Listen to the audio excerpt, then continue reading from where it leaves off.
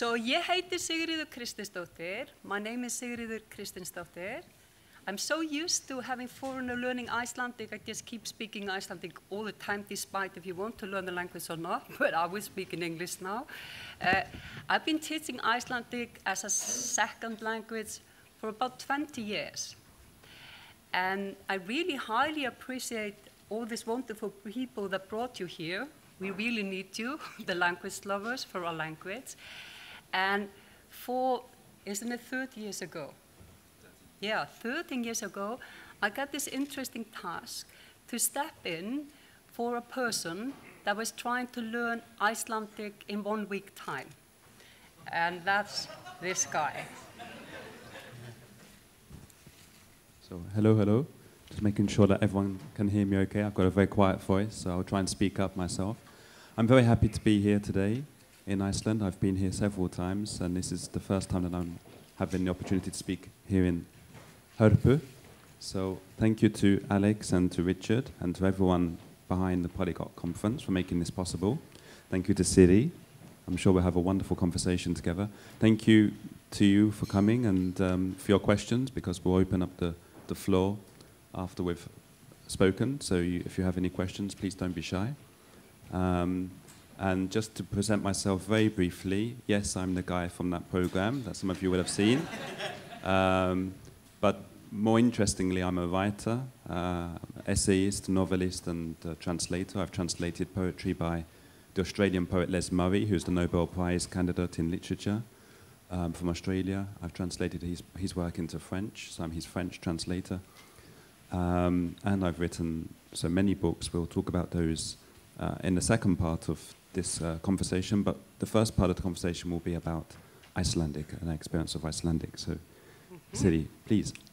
Okay, and it's a wonderful event, because I think quite many people have seen the documentary, and then he just play out tricks. He's never asked about anything, so now we got the chance to open it up and ask him. So it's all about knowledge sharing. So first of all, Daniel, when you got this task to learn a language in 1 week time, what were your thoughts? And when you learned that it was Icelandic, how was that for you? So my first reaction, of course, was to say that it's impossible. It is impossible to learn a language in 1 week, even if you are someone who, like myself, grew up with autism, high-functioning autism, so I have a very specific, very particular, unusual relationship to language. But even so, it's not possible. But even if it isn't possible, I was very open to the idea of being thrown into a situation that was completely new for me. I thought it would be an adventure, absolutely an adventure. And so I felt that I was in good hands with the production team and that they would take care of me. When they told me I was going to Iceland, I hadn't done a year of Old Norse at school. I didn't have any background in Icelandic whatsoever. I had studied German at secondary school, so I had some German.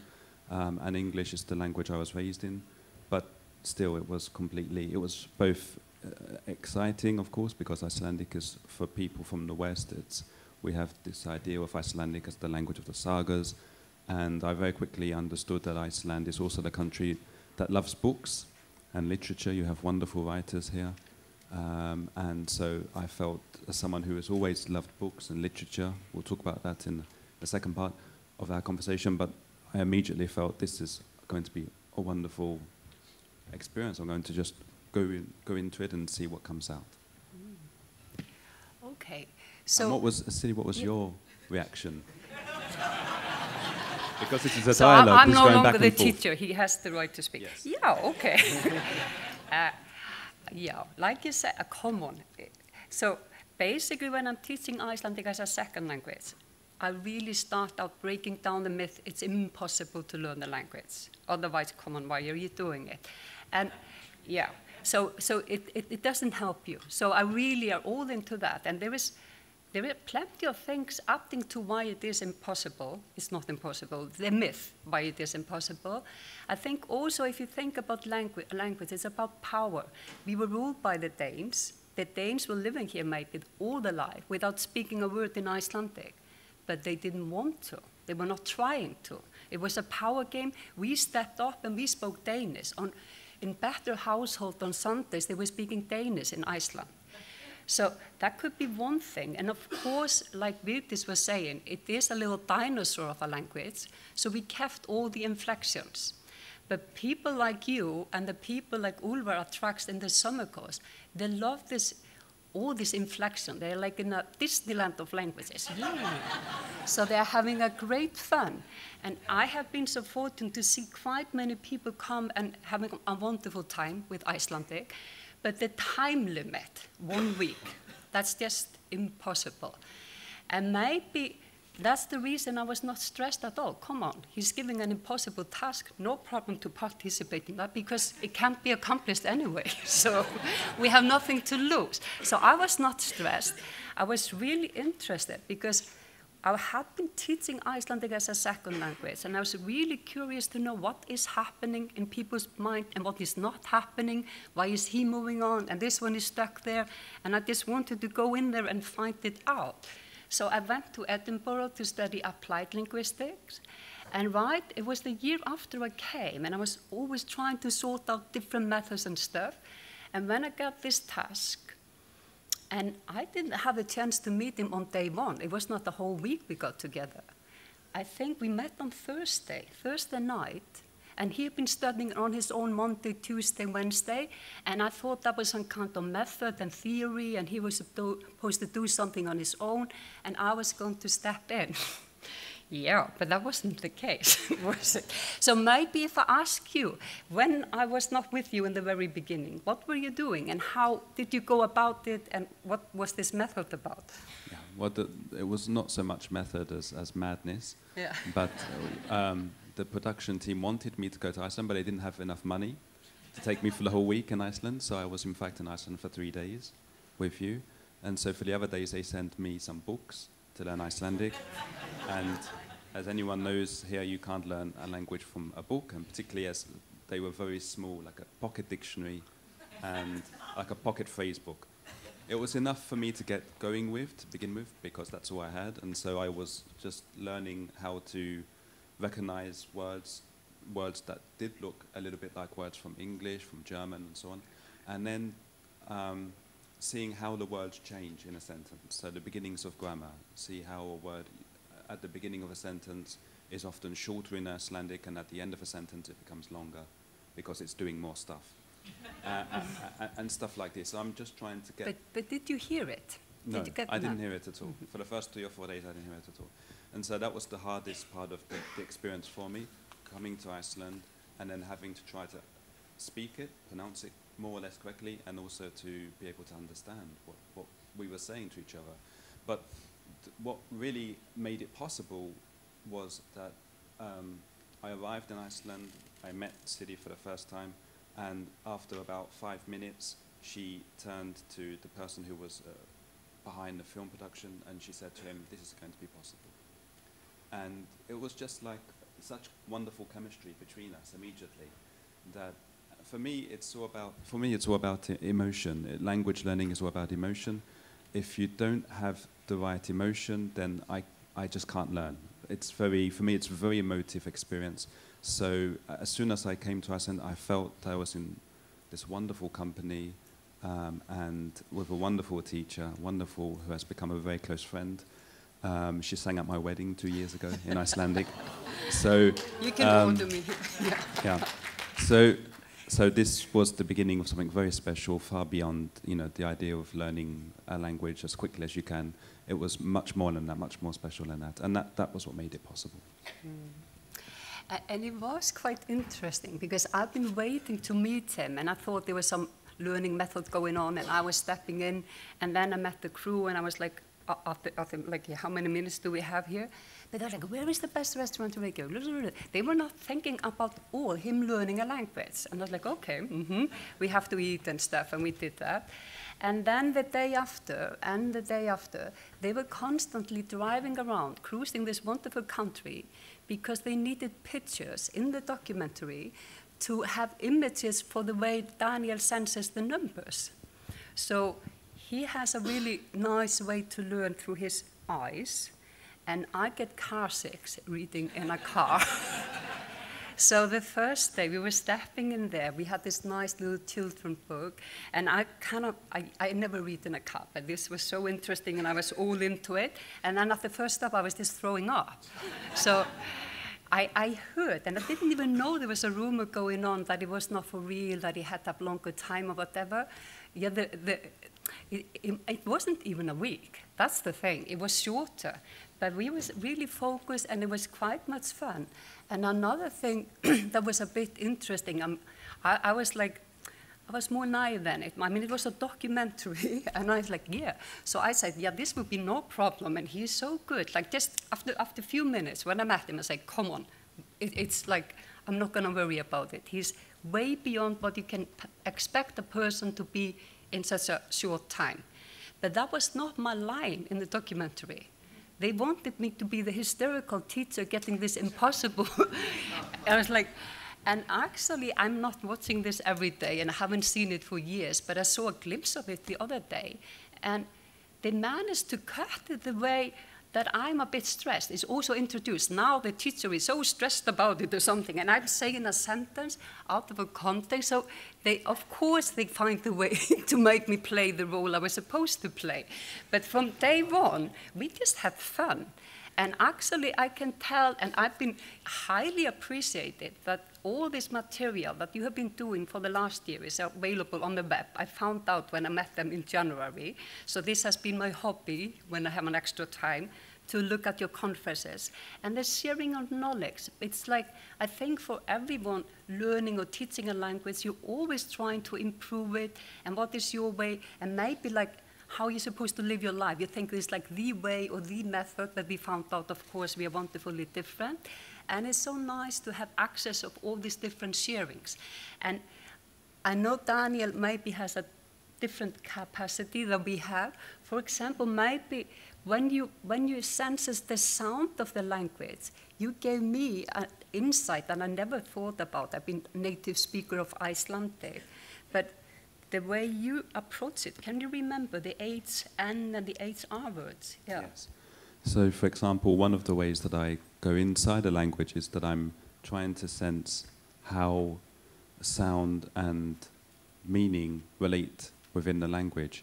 And quite often there are patterns that are intuitive to native speakers, but often they're not aware of these patterns, and one of the theories I have about language is that this exists in all languages to some extent, and might be one of the reasons behind how we all learn our first language, because we all learn our first language quickly, relatively quickly, and without grammar tables, without conjugations and so on. And how is that possible? In Icelandic, there are these sounds that you use your nose with, r and n, and I found that I was saying to Siri, but these are round words, the words that begin with n, you know, like hneti means nut, or hnöttur, which is globe, or hnipra, which is to curl up when you're a little bit afraid, or...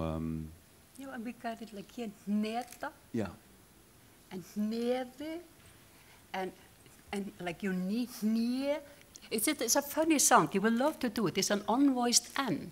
So if you put your tongue in your mouth to do the N, and you breathe along the way. And actually, the word for sneezing is a sound assimilation. You are basically doing that. Can you do it with me? And it says hnerra. Can you say that? Hnerra. And from that one, you get this unvoiced N. And I had no idea it was a really funny sound until I got across all these foreigners. And then he gave me this wonderful insight that it has a tendency to be rounded, not all of them, but it's a wonderful thought, and I highly appreciate it. Yeah. Yeah. And then the same with, another example would be sounds that begin with r. Yeah. And these are sounds that tend to be something that is shaking or something that is trembling. So, hræður, I'm afraid. Or hrylling, which is like turbulence, yeah. Or hræri, which is to stir, and hrinda, to push, and raving, motions. Did you give it a thought with this before? These HR words, hreyfa, hrinda, hrista. You already knew it. Or the other Icelanders. Did you give it a thought before? Nay. No, we didn't. So it's wonderful, like when you, the foreign eye, that's what I love about my job, to see the language differently. They give you new insights. Yeah, so this was one of the things we were playing with. And maybe to demonstrate how we match, maybe if I do a tiny bit, like a fast-forward introduction to Icelandic, it seems to be my specialty to do instant Icelandic. I have like, it varies from 60 to 90 minutes to teach people Icelandic, and that's it for the winter. So, and basically what I do is to break down the myth that is impossible. It didn't drop down from heaven. It's closely related to other languages, and the purpose is like to feel good, and yes, I know it a bit. And for people knowing the Scandinavian and German languages, yes, the Roman languages a bit less, but they know English. So I use a website, it's called Bragi, they made it in Berlin, it's nice for the Berlin gathering, and they're just pictures of people doing various things. And you're supposed to use your wonderful mind and rule out the options, not looking for the dictionary. And the platform is you don't know any Icelandic, you can't fail, just have fun, try to grab someone from Scandinavia with you, and just wake up a bit. So the first picture of is this little guy, we can discuss it, is han or hun, is it a boy or a girl, and we agree that it's han, and then you say borða drekka. And if you can see he is eating and drinking, can you take a wild guess what drekka could mean? Yeah. But you have to breathe a bit in that drekka, for the drekka. Okay. And then there comes this borða. It doesn't look like eating, but it looks a bit like your boarding pass, didn't it? Borð, boarding, and like whiteboard, blackboard. Mm-hmm. And that's exactly the thing. We have this verb æta in Icelandic, still, but it's mainly reserved for animals. So quite often we have vocabulary that is like we share with you. Sometimes it's more like primitive, like vulgar, like maybe a teenager guy come to the house. There's nothing to æta, like æta here. But after we got this table, borð, we started to borða. Mm-hmm. So they sorted out the first one. And then, come on, dansa. Yes, you know Icelandic. So þau eru að dansa, but you don't know all the words. And this one is like, what is it? First of all, she's cooking. Sometimes they cannot tell what the people are doing on the picture. Yeah. And then they have been in Iceland maybe for 2 days or for a week or something. And most likely some of them can figure that out because they have seen this word. I'm sorry, where's my eldus? Okay, whatever. So they have seen the word for kitchen. And the word for kitchen is eldus. So it comes from eldur, which is a fire, and hús, which is a house. So it used to be a separate house with a fire where you were cooking. There is no fire, and there is not a separate house, but that's the word we use for kitchen. So it's nice, you can trace back the history, and then you can sort that out. And we move on like this. Yeah, here is my eldus, and here is my point. And this is the house. It's not a typical turf house, but it is a house. And then we go from this one, there is a stove there, so we say eldavél. That's an eldavél, yeah. And at some point there is someone sewing, and we come up with this saumavél. And then I just play with them, like with Daniel, we're playing all the time. So mint, usually during the time I'd be pointing at the picture, so they know what mint is, but I'm moving a bit fast. So this is a wonderful mint from your Polyglot gathering. Maybe you're on this mint, I don't know. And if you take a guess with me, and the Icelanders and the one you know Icelandic, you're not playing the game. Yeah. So if we have mint, and you have vél, and you can recall saumavél, eldavél, what could mint myndavél possibly be in Icelandic? It's a camera, a picture machine. Já. Einmitt. And then a fljúga is to fly, and if you got like this flying machine, já. And then, like yesterday, you need to know this word in Iceland, rigning. Would you like to say rigning? Rigning. We also have an older word, regn. It's more formal, we don't use it so much. But when we build words together and compound words, we still use it. For example, like for this one, regnhlíf, which you actually don't need here. Did you notice? There was always a wind with it. But I needed the word for my things coming up. So this is regnhlíf. A hlífa is to protect you from. So it's like a rain protector. Isn't it nice? And when the Icelandic kids go abroad studying, and they say about umbrella, yeah, where's my rain protector? They're like, wow, she's so gifted. Did you know what she said? Mm-hmm. So, já. And then, now we're playing in the game. So you remember that we had like regnhlíf, protecting you from rain, and this one is like, and you're not allowed to tell if you know the word, but the other fresh one is protecting you from what? Yeah, can you then make the word for me? Já. Fallhlíf. And this is my slogan, this is my propaganda when I teach. So, just to open up your mind, and that's the game we are playing. And when you are there, and when you find it fun, and when you enjoy it, you can do whatever. And we were playing this game. It was just the most interesting, funny job I ever took up on to teach Daniel. Mm-hmm. And first, I didn't finish that. First, when I said, yeah, whatever the person is going to learn it in 1 week. Okay, I think I would prepare questions from the interviewer and some likely answers, and we would practice that and do some parroting. That's the only way to go about it. But he was never interested, in a way, in the final point. He was just enjoying the journey like you are all doing. So we had fun from day one, just playing with the words. And we had the whole day, and we were working on just playing with words the whole day. So that was really, really nice. And then he didn't just play with the words that already existed in the language. On day one, he already started to make his own words. And some of them are really kind of something I teach to my students, and I really like them. Can you give us some examples? Yes.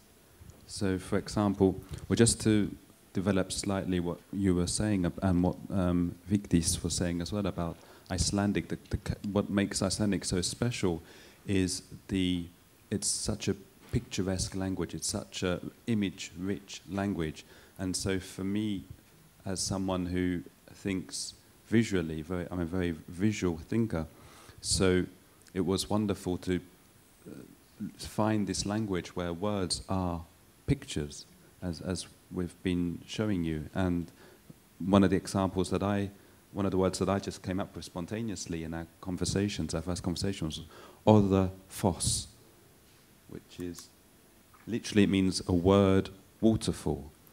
And it was my way of describing how I felt being immersed in Icelandic for the first time and feeling that all this language is falling onto my head and I'm trying to understand it.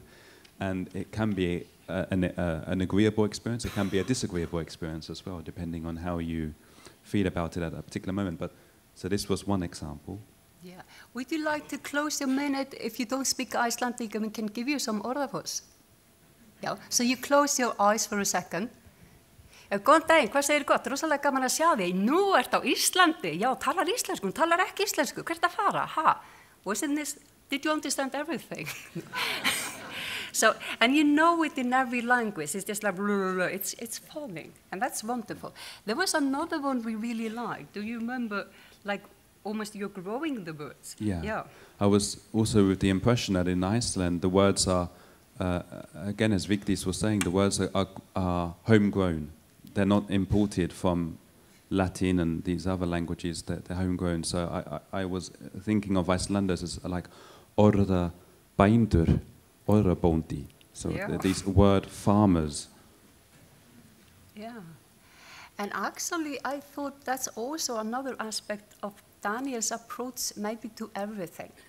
Not just words, but also the numbers and people and everything. If you are a farmer, you have to kind of be careful, you have to plant, you have to take care of your things. So he is like with words and with numbers, he's playing with them, and they have a texture, and they become his friends. And he's growing them. And also like for like learning method, this is differently. I felt you were planting the words because I saw the glossary he made in England. So there was a big paper, and there was a word, and then there was a space, and then you put the next word.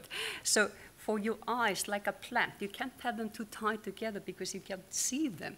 So this kind of orðabóndi was something that I really, So we even tried to make a picture of this. So, So this is Daniel growing his Icelandic words. Maybe can we step into the colors and the thing? I think the audience in here, they know you have a way to sense numbers with colors and shapes and everything. And how is it with the words? It's a condition called synesthesia. It's a neurological phenomenon which is related in some cases to autism. As my case, I also had epilepsy as a small child. And so there are different theories as to why this occurs. Was it the epilepsy that provokes it? Was it the fact that I had autism from birth and the epilepsy was simply part of the autism? My synesthesia is for words and for numbers. I see words as having, not every word, but many words have colors, depending often on the first letter of the word. It gives the word a color. And so that's another way that I'm able to approach language. If a word is red, for example, and it means apple in that language, then that's a coincidence that I can use to help me to make that connection intuitively between the meaning of the word and the word itself. With numbers, it's something that I've spoken about in my books. And when I started writing 10 years ago, the idea of someone being a writer, a full-time writer, that is also on the autistic spectrum was considered almost impossible. Because there was, unfortunately, even then, still the idea that people born on the autistic spectrum, what we call today the autistic spectrum, couldn't be creative. So they could parrot a language. So there were people who could say, well, yes, he can parrot Icelandic. But the idea of actually being creative, coming up with new words that not even Icelanders would use necessarily, just wasn't something that was considered possible. And then I came along and I started writing these books and critics started taking notice. And so now, 10 years later, it's becoming much easier to understand this. One of the things that makes my writing different is that I'm using language, obviously my unusual relationship to language, but also my unusual relationship to numbers, because numbers for me are a language, my own language. So when we were saying 6,500 languages, I should say 6,501 at least, because I had my own, as a child, a small child, my own language, private language, what Wittgenstein called a private language of numbers. Numbers have shapes to me, they have textures, and they have meanings. And so when I'm looking at a word, a number, like when I look at a word, I see a meaning, and the meaning is visual. And so, for example, when I was very small and very shy, feimin in Icelandic, but in my language of numbers, it would be the number 4. 4 is shy, because it's blue and pointy, and for some reason, I don't know why, I can't explain why, blue and pointy means shy. So I was very blue and pointy, I was very 4 as a child, very feimin. And another example is 757, so a bigger number now, 757, which to me looks like ginger root. I can't give any other explanation, and that looks like a ginger root. And this particular shape, when I look at it, 757, it gives me an emotion that doesn't, I don't know the word in English. There is no word in English that I know of. There's no word in French. There's no word, I live in Paris. My home language now is French. I don't know any word in French for it. I don't know any word for it in Icelandic. To my knowledge, there is no word. you have to make a long paraphrase for it. So in English, my best paraphrase is, it's the emotion of being feeling both incredibly lonely, and at the same time having a commensurate desire to reach out and to connect to other people. And so this emotion, 757, accompanied me all through my childhood. It's an emotion that's very common for people born on the autistic spectrum. And this is how I experience numbers as language. So I'm fascinated by language, both as words, both as numbers, and it has enriched my work as a writer. Yeah. And I've been published all around the world in many languages, 25 languages I think now. And so my latest book, I don't know if you have the cover, Siri. I have the cover, if you move the slide forward. There we are. So this is my latest book. It's just come out, so perfect timing for this conference. It's all about language. Every word is a bird we teach to sing. And for those who want to read it in French, it's just come out in France as well. Chaque mot est un oiseau à qui l'on apprend à chanter. And there are 15 chapters, and every chapter more or less deals with a different language. And I don't know did you want to ask me something about the book? So it didn't go right away to me, but I got it. So I have flipped through it, and it seems to be you are quite interested in small languages, even though I'm not allowed to call them small, Sebastian. It's okay. Yeah, in languages that have fewer speakers. Fewer speakers, yes, that's the way. Woohoo! Every language is precious, every language is valuable, every language is important for those who speak it and those who want to learn it. And this is my feeling. I have always felt closer to languages. I was born and raised in English, but I never felt that it was my first language. I felt that numbers were my first language. Sometimes when people ask me what is my first language, because apparently I speak English with an accent sometimes, so I say my first language was numbers. And I wanted to, so when I had the opportunity to learn Icelandic, I was very happy as well, because it is a language that is smaller than English and French and German, for example. And why is this? Because, well, it's a language that you feel at home in. You can feel at home in because you can feel quite lost sometimes in these very huge international languages. And as soon as you have the opportunity to speak just a few words of Icelandic, so hamingju samar að vera hérna og takk fyrir komuna. So this is just so wonderful. The Icelandic ears, perk up. Whereas if I'm just speaking in French, bonjour, je suis ravi d'être ici aujourd'hui. It's not quite the same reaction, because French, lots of people speak French, but it's more special to speak Icelandic. And so in the book I'm exploring many languages. There's a chapter about French, there are chapters about English and so on, but many of the chapters deal with languages with fewer speakers. So you have a chapter on Lithuanian, you have a chapter on Kikuyu, which is a language spoken in Kenya. There's a chapter about Manx Gaelic, which is a language which has basically come back from the brink. And there's a chapter about Esperanto, for example. Because we were talking about creativity and the fact that I was making up my own words in Icelandic. Well, 150 odd years ago, a man in Poland was making up a whole language from scratch, more or less. And so I wanted to contact, I know some Esperanto, I can't really speak Esperanto, it's a language that is not very spoken, but I can write quite well in Esperanto, so I wrote, for 6 months I had a correspondence with what we call native Esperanto speakers. There are some native Esperanto speakers, and I communicated with them over 6 months just to learn what it's like to be raised in a language which is an invented language, so and a relatively small language compared to French and English and so on. And so I found that experience fascinating, and so there's a whole chapter in the book about this. Often you have many cliches about a language like Esperanto, and I was just looking at giving voice to those who you don't often hear how they feel about Esperanto from the inside out. My own whole feeling about language is that the most important thing is to give the voice to those who speak the languages and to get the perspective from the inside out. So it's very interesting for a scientist, a linguist. My degree is partly in social linguistics, so it's always interesting to have that outside view as well. But from the inside out, I think is even more interesting, can be even more enriching. So this is the purpose of the book. And it's available if you do have the opportunity. We'll have coffee soon, I believe, and if you want to go and find a copy, and I'm happy to sign a copy for you, they're outside after this talk. And there is also, I can't remember all the titles, the documentary the BBC production was making, I think in England was called The Boy with Incredible... The Boy with the Incredible Brain, yes. Brain, yeah.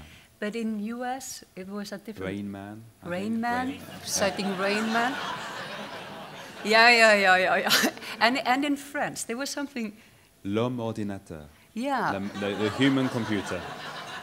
And what is your feeling like for language and computer and humans? Last section in your book is about that. Yeah, I really don't like these titles. I wasn't able to obviously to have any influence on the titles. They're not very creative at all. The problem is that there is this idea that people with autism don't have emotions, don't have what we call in Icelandic samkennd, empathy. And it's not true, obviously. People with autism, whether it's very high functioning, like in my case, or what we would call lower functioning, there is emotion. There is even a sort of poetry in every person. And so it's a shame to reduce the person to any one, trick or any one accomplishment. I mean, I'm very happy to have had the opportunity to come to Iceland all those years ago. But more interesting to me is to have had the opportunity since then to continue learning, and it's a lifelong experience to learn any language. It's lifelong. I'm still learning English, 38 years later, and to be able to read Gyrðir Elíasson in the original, for example, and to listen to wonderful Icelandic pop music, today, and understand sometimes at least the lyrics, what they're saying as they're singing. It's wonderful. So that's very enriching. And there's a whole chapter, I finished the book, Every Word is a Bird, we teach thing about computers, because I'm always interested in this idea about what makes us human. And I think what makes us human in particular is language.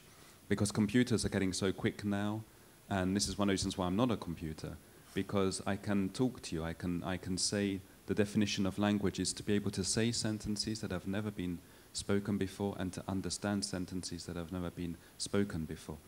And that have never been understood before. And this is something that computers, even the fastest, even those that can beat Garry Kasparov at chess and beat the best Go players at Go, they can't do.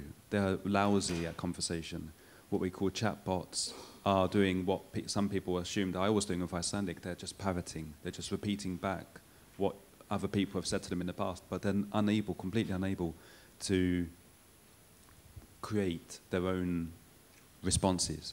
And the Turing test, what we call the Turing test, isn't an open question. Alan Turing was wrong when he predicted that by the year 2000, computers would converse as humans. So he was simply wrong.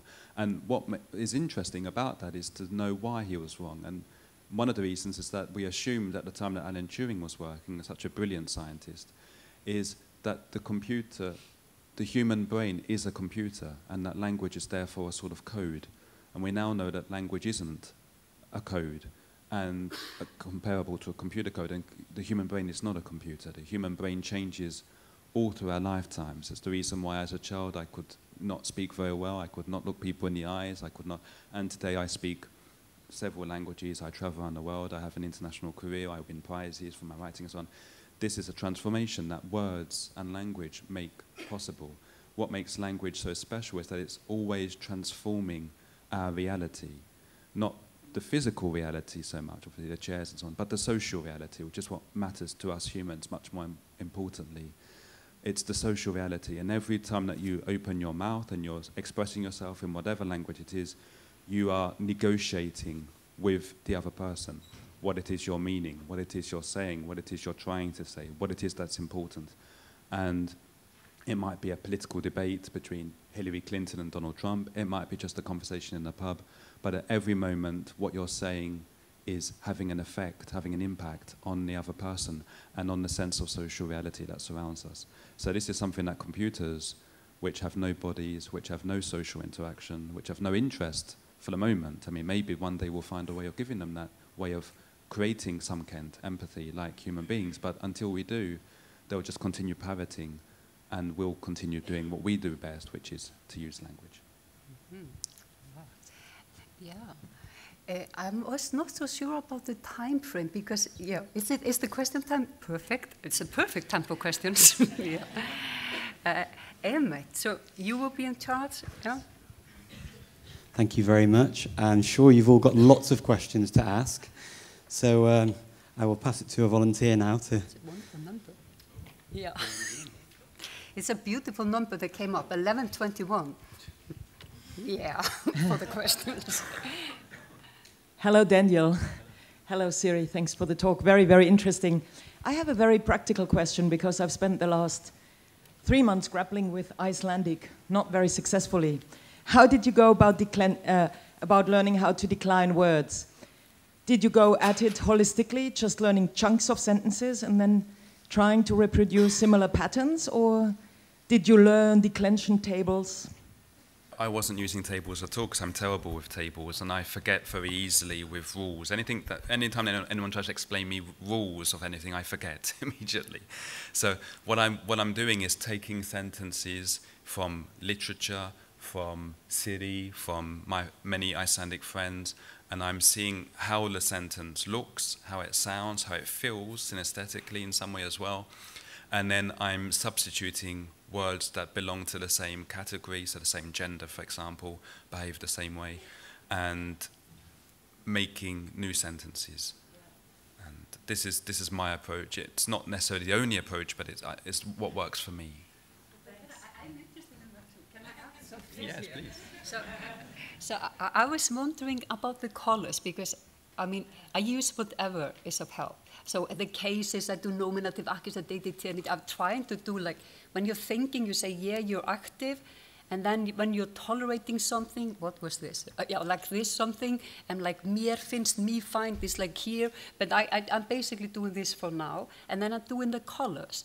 But then, because you have the colors, like the gender of a word, and your sense of words as a colors, do you have any issue sensing the gender? Because we're having a problem sorting out the genders, aren't we? Yeah, which gender which word has. Do you use your colors to sense the genders of the nouns? Maybe not. That you know. Yeah, maybe not sense them, but maybe it helps me to remember the genders sometimes. Sometimes the words will be darker, and it might be more likely that they're masculine or lighter, and in my mind, and they're more likely to be feminine, for example. But okay, my students are like, ha ha ha, yeah. So, yeah. But it doesn't always work, of course. There is no one way of But doing it. you kind of maybe, you add an extra, because with the numbers, there are different layers that he sees the numbers, like a Rembrandt painting a picture. Yeah. So maybe when you sense the word, there's a color, and then there's a slight extra feature for the gender, yeah? Okay, okay. I was just wondering if you could, for maybe 30 seconds, just say what in your mind, because you talked about your reaction to the task that was given you, that it would be impossible, but I'm just wondering what you thought was the purpose of it, and what, when it was given to you. And I, personally, I'm not actually familiar with the story, so I don't know why it was given to you from the outside, but I'm more interested in what you thought it would contribute to. Well, for those who don't know my story, so I was diagnosed with high-functioning savant syndrome at the age of 25 in 2004. It's one of the reasons is simply that it wasn't diagnosable when I was a child growing up in London. It's only been diagnosable in the past 10, 15 years. And I was taken to Cambridge University. They have an autism research centre that I was diagnosed at the time. And then, because they knew that I had a love of numbers and language, so they wanted me to explore both of these parts of my personality and use this as a way of introducing viewers to my story. So with numbers, I had already recited, this is how they discovered me, that I'd recited the number pi, which is an infinite number, to over 22,000 places from memory. And there are people who can do this, you know, there are people who can do this who don't have autism, you know, and they spend years doing this. There's a whole community in Japan, for example, who are dedicated to pi. They consider it a spiritual number, and they dedicate 10 years of their life. I didn't have 10 years to give to pi, so I gave it 3 months, and what I was doing was looking into the numbers and seeing the colors and the shapes and the meanings, and because it was like my first language, so I was seeing a story, a visual story, and so I could just recount this story to myself and then recount it to a room it was in Oxford back in 2004. And so then I guess the people, the documentary makers, were saying to themselves, okay, so if he can do this with pi, with numbers, what can he do with language? And so they said to me, can you do this in a week? Could you learn a language in a week? And so I said, no, nobody can learn a language in a week. But they said, but could you learn enough, for example, to be able to have a conversation, a good conversation, give an interview on TV? And I said, I don't know. But they said, would you try? So I said, okay, I'll try. Because I thought it would be interesting, you know, like an adventure. It's Ævintýri, it's an adventure. So I wanted to have this adventure, and they chose Icelandic. I went to Iceland for the 4 days that I had in Iceland, 3-4 days I was here with Siri, and it was an adventure, you know, and it keeps on, you know, 13 years later, I'm still coming back, yeah. Thank you.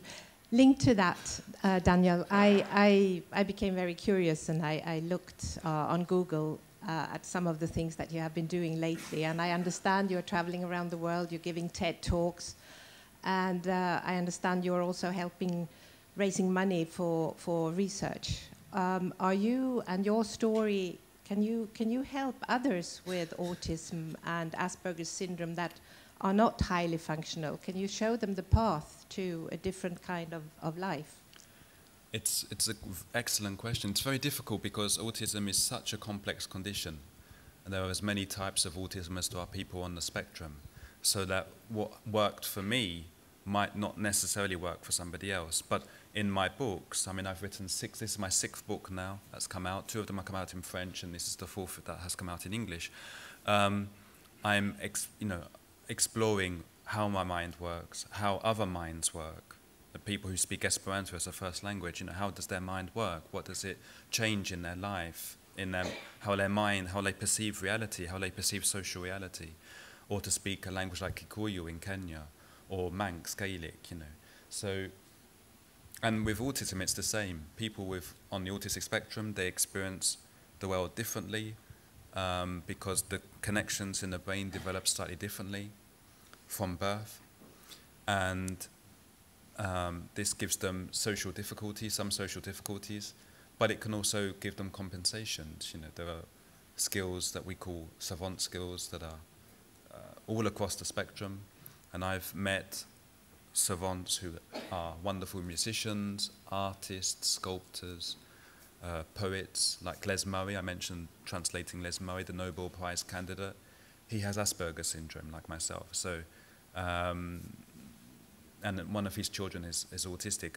So, and he's written wonderful, beautiful poetry about his autism. So, this idea that I come back to, the idea that people with autism can't be creative is just complete nonsense, you know. And I'm just very happy to embody that, you know. As to whether I can really, would not be comfortable being a spokesperson because my case is so unusual.